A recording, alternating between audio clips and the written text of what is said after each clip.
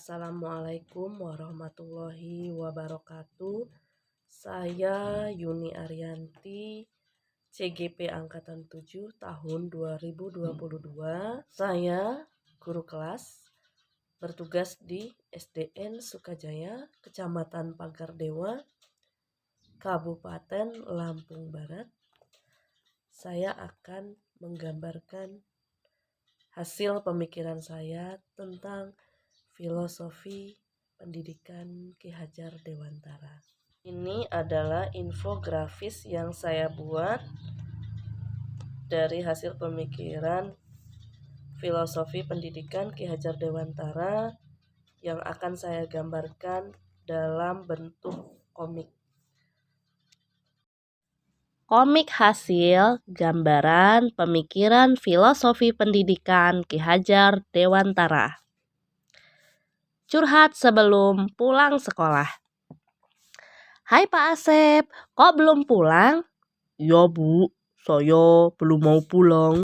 Apa yang sedang Bapak kerjakan? Ada yang bisa saya bantu? Tidak Bu, terima kasih. Tapi saya melihat sepertinya Bapak sedang memikirkan suatu hal. Benar Bu, akhir-akhir ini saya sering marah-marah di kelas. Boleh Bapak ceritakan kepada saya apa yang menyebabkan Bapak marah di kelas? Anak-anak seperti tidak bersemangat belajar di kelas Bu. Anak-anak seperti tidak bersemangat belajar di kelas Bu. Lalu bagaimana sikap anak-anak di kelas setelah Bapak marah-marah? Anak-anak menjadi pendiam Bu. Lalu setelah anak-anak menjadi pendiam, apakah tujuan pembelajaran tercapai, Pak? Saya semakin kecewa Bu. Tujuan pembelajaran tidak tercapai Bu. Lalu sekarang Bapak akan melakukan apa lagi, Pak, untuk mencapai tujuan pembelajaran? Entahlah Bu, apalagi yang harus saya lakukan. Saya bingung Bu. Bapak pasti kecewa dengan hasil pencapaian anak-anak. Iya Bu, saya sangat kecewa. Coba Ibu lihat nilai anak-anak di kelas saya. Hancur Bu. Wah, betul juga yang Bapak bilang. Tujuan pembelajaran tidak tercapai. Iya Ibu, lalu bagaimana Ibu? Apa yang harus saya lakukan? Bisakah Ibu membantu saya? Baik Pak, sebagai rekan kerja dan sesama pendidik, saya pasti akan membantu Bapak. Wah, terima kasih banyak ya Ibu. Lalu, apa yang harus saya lakukan Ibu? Apakah Bapak sudah mengenal trilogi filosofi pendidikan Ki Hajar Dewantara? Saya tahu semboyannya Bu. Wah, bagus itu Pak. Kalau Bapak sudah tahu semboyannya. Iya Bu, tapi saya belum memaknai satu persatu dari trilogi filosofi pendidikan Ki Hajar Dewantara Bu. Baiklah Pak, kalau begitu saya akan membantu Bapak untuk memaknai satu persatu. Baiklah Ibu. Yang pertama, ing ngarsa sung tulodo. Apa maknanya Bu? Yang pertama ini bermakna di depan menjadi teladan. Jadi, kita harus jadi teladan di hadapan anak-anak kita. Menurut Bapak, apakah sikap kita tidak akan dicontoh oleh anak-anak didik kita, Pak? Sikap kita akan dicontoh Bu oleh anak didik kita. Betul sekali, Pak. Bapak berikan teladan yang terbaik dari diri Bapak untuk anak-anak. Waduh Bu, saya sudah sering marah-marah. Artinya saya tidak memberi teladan yang baik. Dampak dari marah-marah Bapak ada banyak hal negatif yang terjadi kepada anak-anak kita. Oh, begitu, Bu, ya. Iya, Pak. Anak-anak diam saat Bapak ada di kelas. Bisa jadi anak-anak ini takut terhadap Bapak, sehingga menimbulkan keresahan di dalam hati dan pikiran mereka saat akan mengutarakan pendapat atau bertanya. Jadi, anak-anak diam itu ternyata takut dan resah ya, Bu? Bisa begitu, Pak, sehingga anak-anak tidak fokus menerima pelajaran dari Bapak. Jadi, seharusnya sikap saya di depan anak-anak seperti apa, Bu? Agar menjadi teladan yang baik untuk mereka. Betul sekali, Pak. Bapak berikan teladan yang terbaik dari diri Bapak untuk anak-anak. Saya harus merubah sikap saya lebih baik agar menjadi teladan bagi anak-anak, Bu. Iya, Pak. Bapak boleh menegur sikap siswa yang kurang baik dengan kata dan cara yang baik, bukan dengan marah-marah. Baik, Bu. Saya paham. Kemudian, yang kedua, Bu, makna dari Ing Madya Mangun Karsa. Yang kedua ini bermakna di tengah memberi bimbingan dan motivasi, seperti kegiatan belajar di kelas, diri kita harus ada di tengah-tengah anak-anak untuk memberikan dukungan dan motivasi agar tujuan pembelajaran tercapai.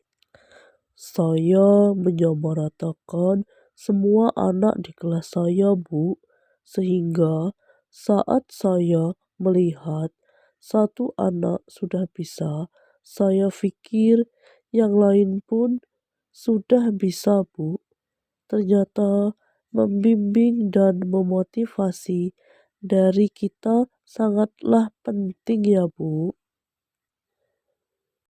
Setiap anak itu terlahir berbeda. Mereka terlahir dengan kodratnya masing-masing. Kita tidak boleh menyamaratakan mereka, Pak. Iya, Bu. Lalu bagaimana dengan yang ketiga, Bu? Yang ketiga, Tutwuri Handayani, yang bermakna di belakang memberi dorongan. Ternyata filosofi pendidikan Ki Hajar Dewantara sampai saat ini tetap mendampingi kita sebagai guru dan orang tua untuk menuntun anak-anak. Bukan begitu, Bu Indah? Iya, Pak. Jadi, di dalam filosofi pendidikan Ki Hajar Dewantara memiliki 5 dasar pemikiran, yaitu trilogi pendidikan adalah salah satunya. Menuntun, kodrat zaman dan alam, budi pekerti, dan berpihak kepada anak. Oh, saya pikir hanya trilogi pendidikan saja, Bu, dapat membimbing kita menjadi seorang pendidik. Ternyata banyak sekali dasar pemikiran-pemikiran Ki Hajar Dewantara yang dapat kita terapkan. Di dalam 5 dasar filosofi pendidikan Ki Hajar Dewantara tentang pendidikan, setiap dasarnya memiliki nilai-nilai pendidikan yang tinggi dan sangat tepat untuk kita terapkan di sekolah sebagai guru dan sebagai orang tua pendidik di rumah. Wah, sangat menarik, Bu. Boleh Ibu bantu menjelaskan tentang keempat dasar pendidikan yang lain kepada saya, Bu? Dengan senang hati, Pak. Baiklah, kita mulai dari menuntun. Baiklah, Bu. Saya akan menyimak satu persatu. Baiklah, kita awali dari menuntun.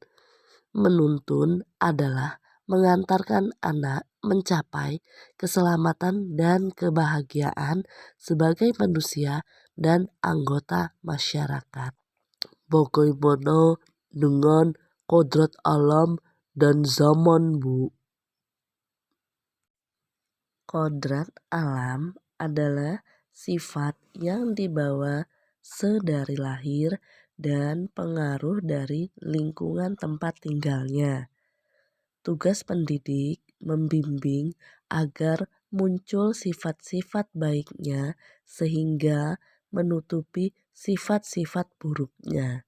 Sedangkan kodrat zaman adalah isi dan iramanya. Pendidik harus tetap terbuka dan mengikuti perkembangan zaman. Namun, tidak semua yang baru itu baik. Jadi, perlu diselaraskan karena jati diri kita dan budaya kita Indonesia tetap harus kita junjung tinggi. Wah, saya semakin mengerti, Bu, apa yang harus saya lakukan sebagai pendidik. Ayo, Bu, dilanjutkan ke bagian budi pekerti. Budi pekerti merupakan perpaduan antara gerak pikiran, perasaan, dan kehendak atau kemauan sehingga menimbulkan tenaga.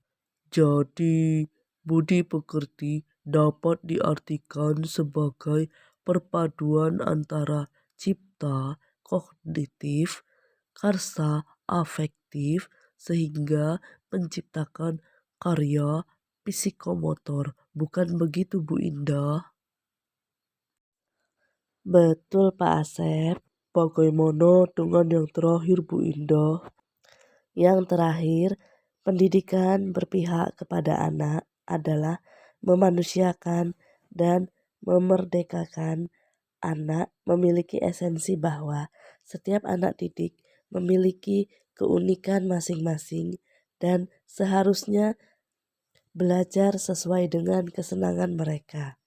Sudah semestinya anak diberi ruang kebebasan seluas-luasnya untuk mengeksplorasi potensi diri serta berekspresi secara kreatif serta didukung penuh oleh guru sebagai fasilitator. Terima kasih banyak Ibu Indah sudah berkenan memberi saya banyak pengetahuan tentang dasar-dasar filosofi pendidikan dari pemikiran Ki Hajar Dewantara. Oh iya Bu Indah, kalau Ibu mau pulang duluan, silahkan Bu. Saya ingin merangkum hasil dari menyimak penyampaian Bu Indah tadi sebagai pengingat diri saya yang kapan saja bisa saya baca, Bu.